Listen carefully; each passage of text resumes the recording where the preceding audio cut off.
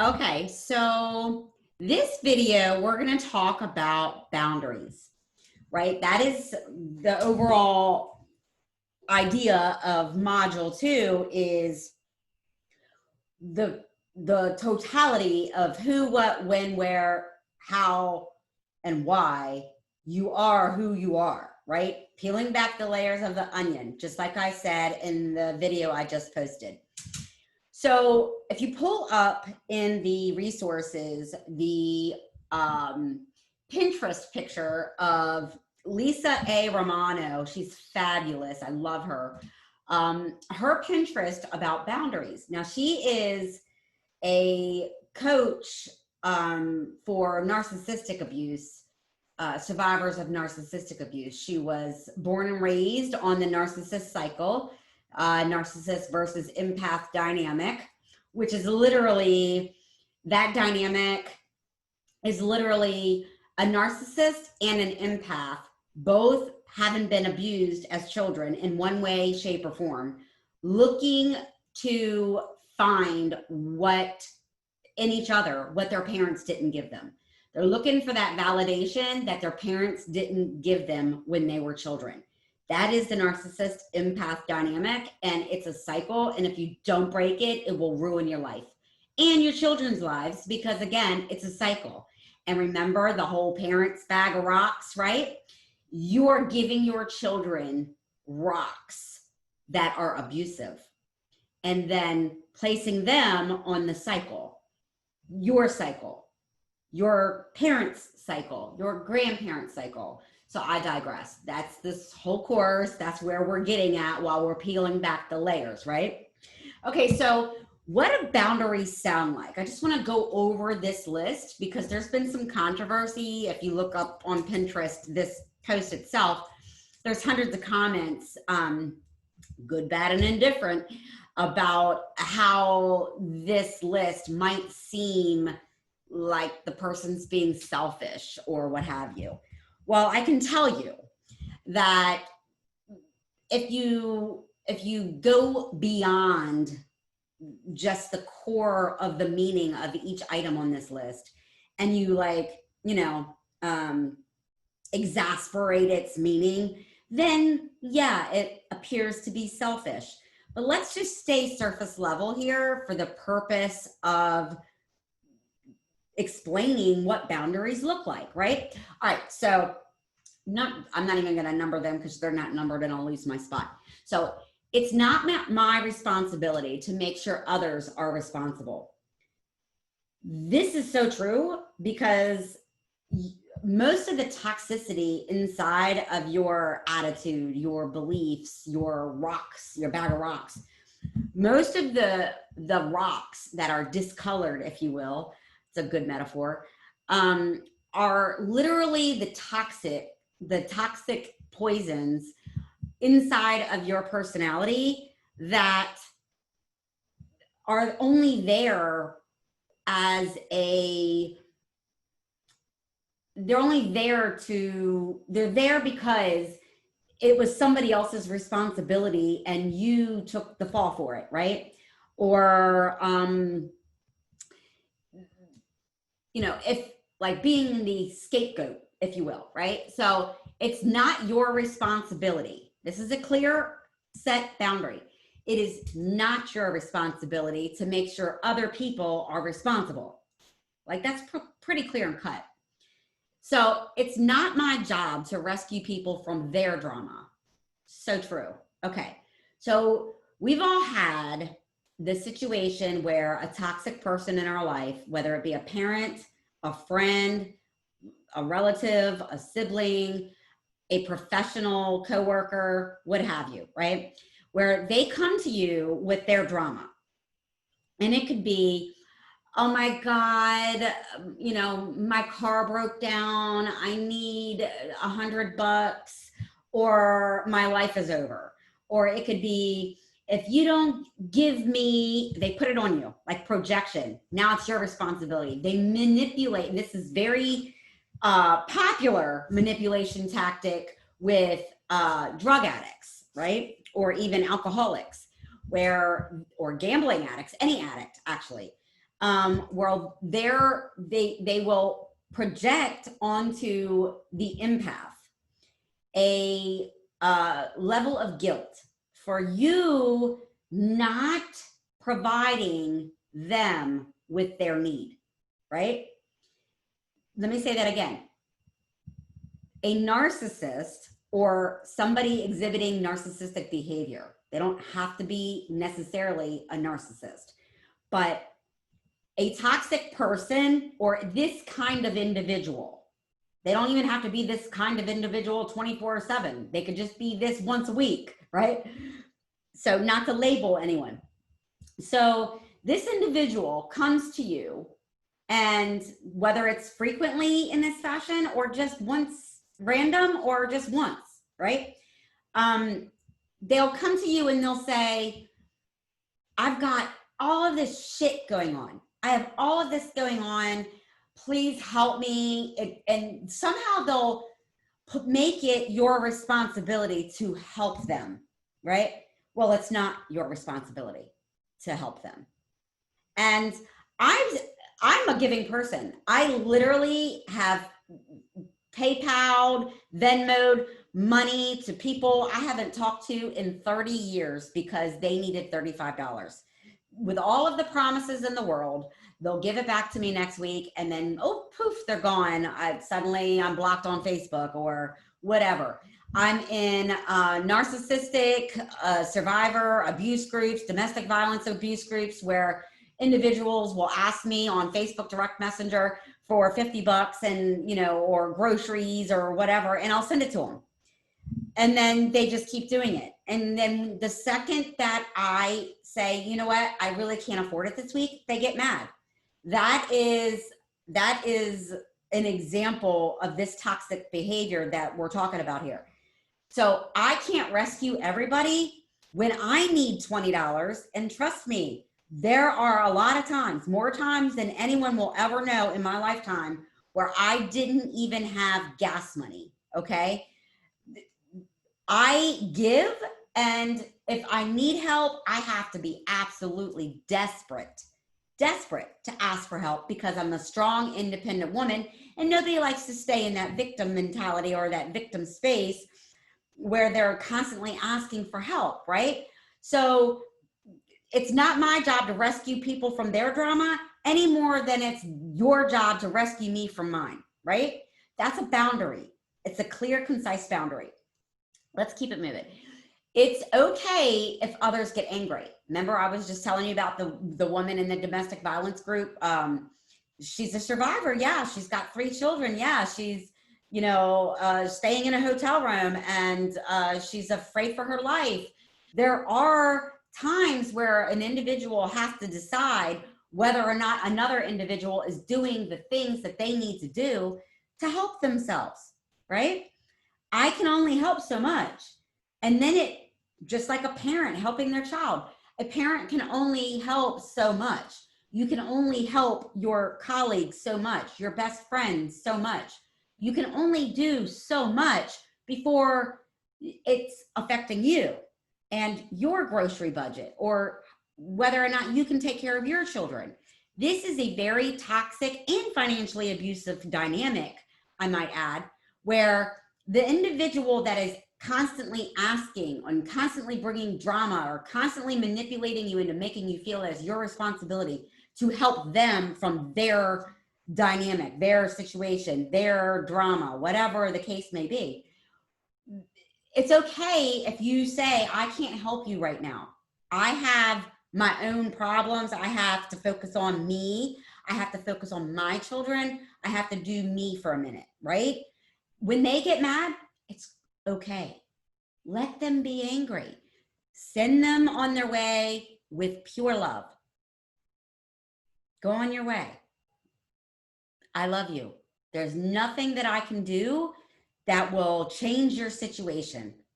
And even if I was a millionaire right this second, I would still need to decide if helping this individual again and again and again and again is hurting me. If it's hurting me, in any way, shape, or form. It could be hurting me emotionally. It could be hurting me mentally. If it's draining my energy, it's hurting me. I don't care if I have $3 million in the bank. If somebody asks me for $100 and I'm feeling like this isn't the first time, I'm starting to feel a little taken advantage of, whatever the case may be, it is okay that they get angry that I don't give them that money. It is okay. If it's toxic to me, I need to make a true, concise decision on whether or not I'm going to allow their toxicity into my energy field, right? By continuing to help someone, you are literally enabling them. This is the drug addict enabler dynamic. You're enabling them to continue to do it if you don't enforce your boundaries. Another example, not even substance abuse related. What if you have a narcissistic parent and they've been very financially, emotionally, verbally, mentally abusive since you were a little person, right? What if now you have children and you see them doing it here and there to your children, and you want to break the cycle? You don't want your parent doing the same thing to you, to your children, as they did to you. Your job is to protect your children. How do you break the cycle? Enforce boundaries. That's how you do it, right? Okay, so I digress. So it's okay to say no. It goes with the other ones I already said. It's okay to say no. It's my job to make me happy and figure out what brings me joy, right? So if it makes you happy by giving and giving and giving and giving to the same person, then continue to do it. If it's not bringing you guilt or some sense of cognitive dissonance that you know you shouldn't be doing it, the addiction, the drug addict enabler dynamic, an enabler is literally killing the drug addict by giving them money for drugs. They're literally killing them. Okay, so if it's not bringing you joy, that cognitive dissonance, that thing inside you, that voice inside of you, where you absolutely know that, you should not be giving them the $100 they just asked for. And you absolutely know that whole big drawn out story they just told you over the telephone before they ask you to wire them $100 Western Union, you absolutely know they're lying. Your ego wants to lie to you and tell you that it's not possible that they're lying, but you know they're lying. You absolutely know they're lying, right? So if you were going to ask your higher self, is this person lying to me? The first answer you get would be yes. Hands down. I've lived and learned this the hard way. Lots of $100, lots of $100 bills. Okay. So it's okay to say no. Don't worry about if they get angry. You can go right back up the list on these boundaries on that one, right? It's my job to make me happy and figure out what brings me joy. It's okay to say no. All right. It's not my job to think, feel, or live for others. So true. Okay, so my parents, my sphere of influence, my friends, my former clients, my bosses in real estate and mortgages, they're probably like, Shauna, what are you doing on this, platform, creating classes, calling yourself the spiritual psychologist, blah, blah, blah, talking about spirituality and energy and affirmations and going on YouTube. I don't care what you think. I really don't care. On my Keeping It Real channel, I talk about real shit, like the ego of the exes and what hot women want. And, it's complicated and, dating. I'm just adding some sarcastic humor into the dynamic of what I'm doing here because it's my why. When my real estate broker says, Shauna, what do you do? And I say, well, I sell real estate, or I refer real estate, and I originate mortgage loans for my mortgage broker. But I also teach people how to use their experiences, good, bad, or indifferent, integrate it with their gifts for their life purpose. I'll say that slower. I also teach people how to use their experiences, good, bad, or indifferent, add it to their divine gift to find and fulfill their life purpose. That's what I do. I also originate mortgage loans and refer real estate. So there you go. What's wrong with that? If you don't like that, I'll switch brokers. If you don't like that mortgage company, I'll switch lenders. If you don't like that friend group from hometown, deuces. There's nothing I can say about that. These are my boundaries. This is what makes me happy. It's my job to figure out what makes me happy and what brings me joy. Doing these courses for free or whether I charge people for them. Right now, I haven't made a single penny. I'm doing it for free, okay? My bills get paid with mortgage originations and referring real estate agents to buyers and sellers. I no longer list and sell real estate. I'm a referral agent, okay? So I have a right to feel my feelings. Is that what I'm at? I have a right to feel my feelings no matter what anyone else feels about my feelings. Well, I think I just spoke that loud and clear, right?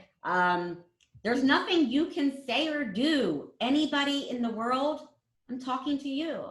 If you have something negative to say about what I'm doing right here, right now with my life, keep your opinion to yourself. I don't care. Give to less. I don't care. This is my life purpose and I'm doing it. And I'm super happy about it. Okay. I'm super happy.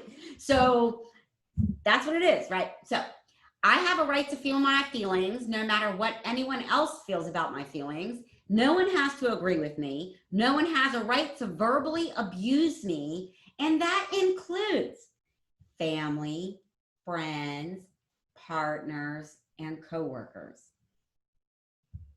They're going to do what they do. Their character is theirs. Their integrity is theirs. They're going to lie. They're going to cheat. They're going to steal.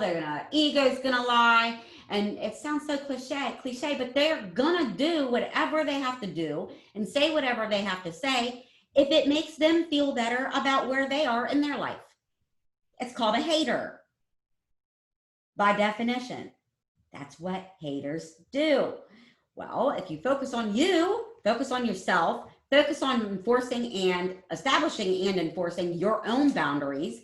And when you do that, you focus on what makes you happy, you will be so happy and filled with joy that you would not be the slightest bit worried about what the fuck I'm doing. Being a little triggered there. I'll be all right. Because why? I have boundaries. Okay. So no one has to agree with me. No one has a right to verbally abuse me, friends, partners, coworkers, family. It's not okay to enmesh with my thoughts, emotions, or other people. It's not okay to enmesh with my thoughts, emotions, or other people. What does this mean? It means stay in your fucking lane. Just stay in your lane. I'm going to stay in my lane. You stay in your lane. How I feel about Joe Blow, Sue, Sally, or Mary, or Tom, Dick, and Harry is none of your business. The same way it's not my business about how I feel about your people. Your people are your people. My people are my people. How simple is that? If we stay in our lane, you celebrate your success because all you're worried about is your lane. That's it. What's right in front of you, what's in your environment, stay in your lane. And then you won't be all over social media talking about, some girl you hate because your boyfriend liked her more in high school. Or some girl you hate because her eyes are prettier than yours. Or her boobs are bigger. Or her face doesn't have acne. Or she's, she got the love of your life. Or, somebody dogged you for them. You know what I'm saying? Like, that's so, get a grip. Get a grip on your life. Seriously. Grab a hold of your subconscious mind. Get out of your ego and stand back and take a look at yourself and be like,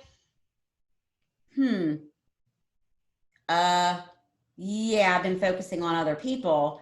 But the real reason why any of those haters would focus on other people is because they're afraid of looking at something in themselves. It's a distraction. It's a deterrent. It's a projection. I'm going to project onto you what I hate about me.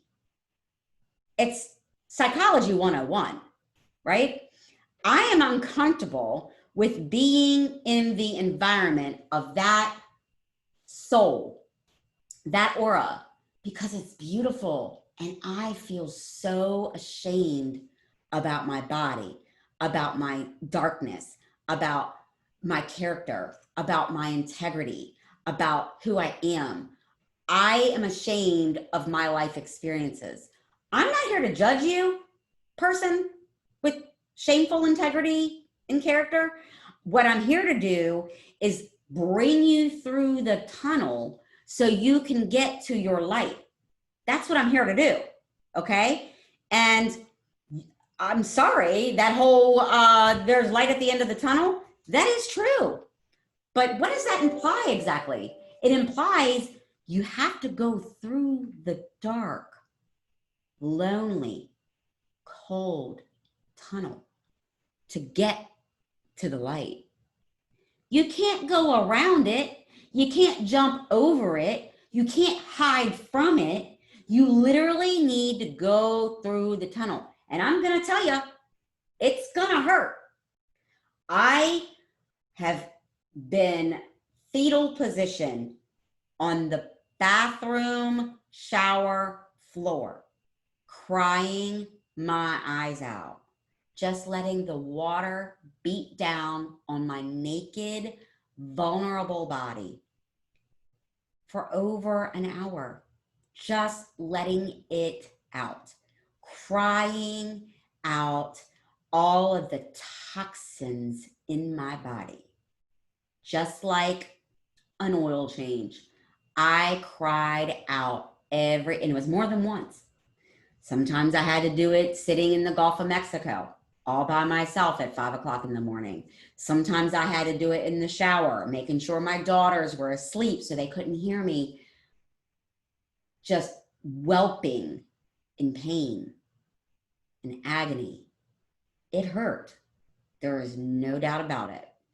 But I went through that tunnel and here I am. And I digress. Let's keep it moving. So it's not okay to enmesh with my thoughts, emotions, or whatever. Stay in your lane. It's okay to spend time alone without explaining to myself why I need to be alone, or without explaining to others why I'm going to cancel on that cookout today. It's okay to be by yourself. I cannot tell you how many times in my lifetime I literally would just throw myself out there and be like so, what is the word? Just pathetic. Like throw myself out there just so I wouldn't have to be alone. Like, oh, I'm coming on that boat trip. Pick me. Or, can I come to that party? That was me. Like trying too hard. Is that a Karen? I don't even know what that is. Okay. But that was me. Very vulnerable, very, I would do anything to avoid being alone. Why do people do that? And I'm an introvert. I like being alone now, but I've always told myself I was an extrovert. I've taken the Myers-Briggs personality test probably 10 times, comes out the same every time. INFP. I'm an introvert, okay? And I spent my entire life avoiding being alone. Why do people do that? Because they know that the moment that they are alone, their mind starts going into leading them into that dark tunnel, and they're afraid of it. Fear no evil. Don't be afraid of the dark tunnel, because you literally have to. It's a prerequisite. You have to go through the tunnel to get to the light. Okay? So other people have every right to not like me or disagree with me, but they do not have the right to disrespect me. I have permission to be who I am, think what I think, and to honor myself. I don't need permission to do that. I don't need your permission. I don't need your validation. I don't need you to say, okay, yeah, now's a good day to go to the beach and cry out your heartbroken experience, or whatever, that person that broke your heart. I don't need your validation or your permission to dump somebody. And I'm saying it like that because, well, if you've known me, you know I am being real when I tell you I don't need permission to dump somebody I'm not vibing with. If I'm dating somebody and I decide, you know what, this isn't going to work for whatever reason, I don't care if it's because I don't like his toes, I don't like his breath, I don't like his eyes, I don't like how he does what he does in the bed, I don't like that he likes sushi. If I feel like dumping you, I'm gonna dump you. And there is absolutely nothing anyone can say or do about it that's gonna change my mind. I don't need your permission to break up with somebody that acts a fucking fool. Okay? All right. So, what's next? So I don't need permission to be who I am. Other people have every right not to like me, disagree with me. They don't have a right to disrespect me. Disrespect yourself. When you disrespect another person, you're disrespecting yourself, because it's showing your character, not mine. It's showing your character, your integrity, not mine. So, mean girl, listen up. If you want to go on Facebook and talk about little Susie and how she's trifling and how her, she's ugly and whatever you want to say about her, you're disrespecting yourself. Straight up. Don't do that anymore. Okay? All right. I have a right to end draining conversations and relationships. Boom. Here we go. I have a right to dump whoever it is I want to dump. If they're abusing me, I can dump them. If their breath stinks, I can dump them. If they're ugly, I was attracted to them at first, but now I'm not, I can dump them. If I'm not sexually attracted to them, I can dump them. If I'm not mentally attracted to them, I can dump them. But here's the thing about dumping, okay? I can date somebody 6, 9 months, a year, and not really know who they are until a year goes by, because they just showed their true colors. I can date somebody for 58 days, learn their true color, and dump them because I don't like the first color shown to me. That's my prerogative, isn't it? I can dump whoever I want to dump. I don't have to pay their bills or pay their way. And I can dump them because they expected me to pay their way.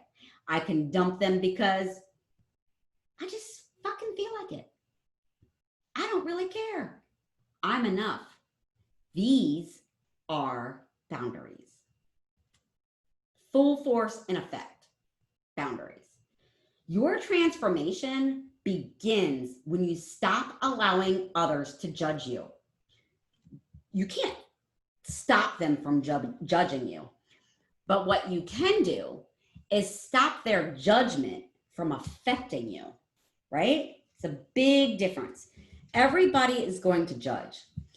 I'm going to tell you the sad part of judgment. A little example, a little story. This literally happened this morning. It came to light this morning. An individual lost somebody that was, they overdosed, and they everybody in the family, their circle of friends, thought that they were recovered from the substance abuse.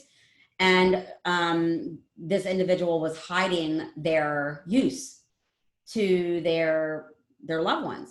So the person that I was speaking with on the phone says, why wouldn't he tell me? Well, he feared that you would judge him. Being silent for a reason. Let that sink in. When you have an addict in your environment, it doesn't even have to be an addict. Anybody in your environment. It could be a domestic violence victim. It could be a victim of child abuse. It could be a teenager dating a boy that rapes her. It could be a teenager being beat up by their boyfriend. It could be a teenager being sexually assaulted by their father. It could be anyone. The reason why they don't tell anyone is they fear judgment. Now, real as real can get. What are you going to do today to ensure that you don't allow anybody's judgment to affect you? What are you going to do today when you've made the firm conviction that you are no longer going to allow anybody's judgment to affect you? Are you going to go get help for your addiction? Are you going to go call domestic violence hotline and get help? Are you going to leave your abuser? Are you going to tell Child Protective Services that your father is raping you? All of the resources are in all of these hotlines are in the resources section of this course. What are you going to do right now, today, on this very day that you are watching this video, to begin enforcing your boundaries, which has this whole bubble of judgment and cycles and darkness and unhealed? But when you stop wasting your precious, beautiful life and energy on ridiculousness by worrying about what others would think if you spoke your truth, being you, being who you are, inside, outside, above you, beneath you, the shoes, the flip-flops that you walk in. If you come to the point in your life where you have realized that you are giving way too much power and control to the word judgment, you realize you're abusing yourself. You are your own hand that's holding you down. You are stopping yourself from entering into the darkness of the tunnel to cleanse out your trauma and walk into the light. What is light? Light is your healed soul being so shiny, nirvana, beautiful, sexual, attractive, wanted, loved, enough. That is light. And using your light and the gift that you were born with, plus your experiences, good, bad, or indifferent, to help others is your light. So, what does your light look like? If your life was a prism of color, what colors would they be? I love you. I'll see you on the next video. I think that this is going to wrap up this module and this course, Rediscovering You. I think this video was pretty damn deep. And think I've made my point. So love and light to you. See you in the next course. Make sure you like, subscribe, comment, follow, share, whatever. My YouTube channel, there's playlists. One's for real estate, one-stop shop. One is for R Squared, the courses. And this is the first completed course. This video completes it. And one is for Keeping It Real with Shauna, which are like quick 3 minutes or less videos where I just bust out some sarcasm on some real deal shit, right?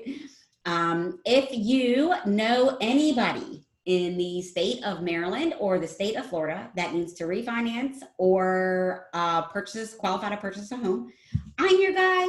My link to application is in the description below. And if you have any questions, need any help, need support, or just want to do a live Zoom meeting, recorded or not, to like a podcast thing to promote your business or your healing, your path, your journey, I am all about that. My Calendly link is in the YouTube video description to schedule a discovery call. Okay, so love and light to you. I hope you enjoyed this course. Please give me feedback because I've never done this before, and I just like to hear what you thought. Okay, bye.